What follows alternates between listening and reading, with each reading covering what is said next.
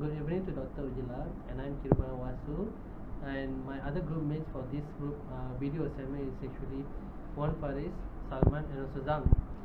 So they will be appearing in other scenes of this video. So now today I am the representative of my group mate to start the introduction for heat conduction. What is heat conduction? Actually, heat conduction is also given with another name, which is heat diffusion. What are those? Actually, heat diffusion is simply that hot particles which will be diffused into a colder region from a hotter region. So basically this is a scientific term which we are not going to discuss in this video, but we are going to discuss on the mathematical proof. How can we prove this heat conduction? Through mathematically using partial differential equation, which is known as also PDE. So over here, when you come and have a look over here, as a result of heat conduction, this is actually a hot water vapor had been touching the cold surface, which leads to condensation. This shows the heat diffusion. It occurs from the hot water up to the hot air particles up to the cold surface. And that's all from me. Good evening, doctor. I'm Zhang Xiangjian. My lecture number is ES02139. And today I will use the exam and slow this exam.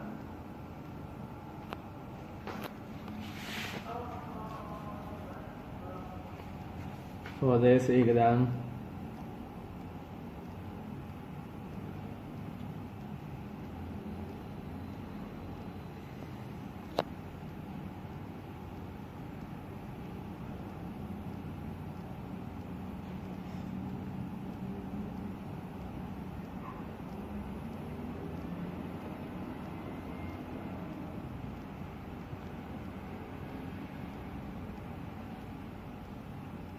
I will use this way.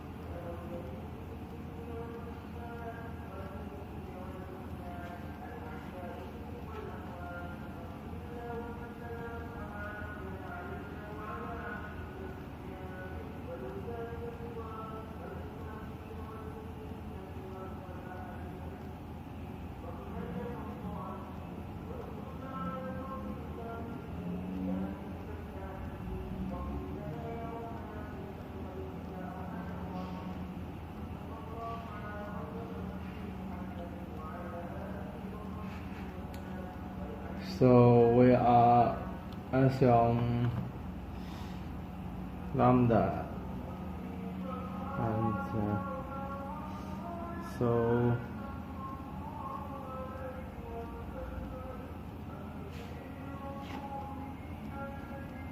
not equal to 0.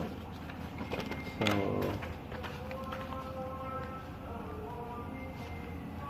is close the final answer.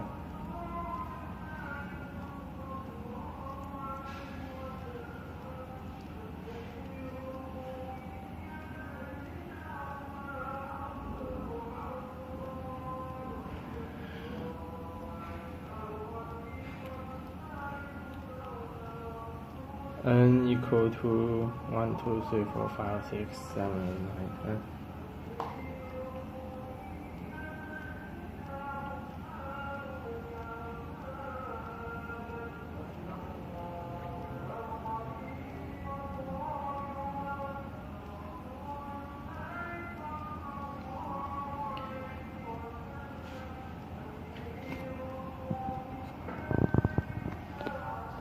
And we can equal the final answer.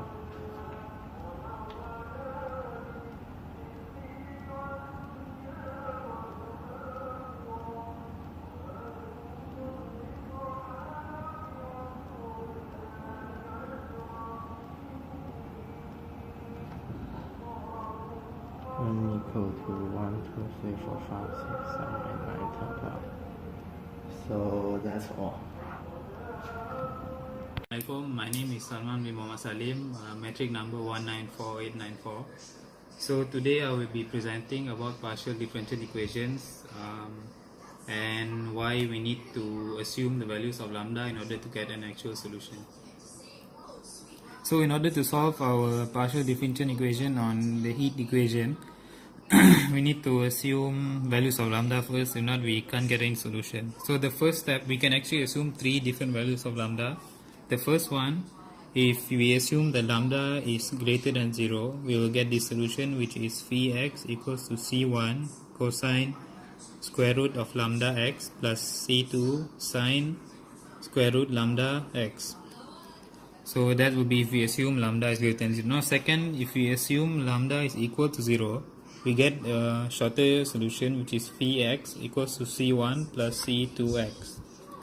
So now the third and final one, if we assume lambda would be less than 0, we get this, which is phi x equals to c1 hyperbolic function here cos h square root of negative lambda x plus c2 another hyperbolic function sin h square root of negative lambda x.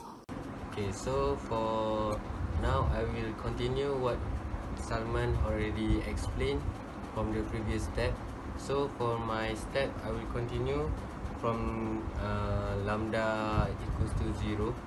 So now let's solve for the time differential equation. For the time differential equation, we have this equation, which is dg over dt is equals to negative k lambda kg.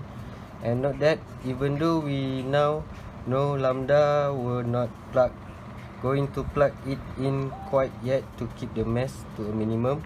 We will however now use lambda to remind us that we actually have an infinite number of possible values here. This is a simple linear and separable, for that matter, first order differential equation, and so we'll let you verify that the solution is gt is equals to ce minus k lambda nt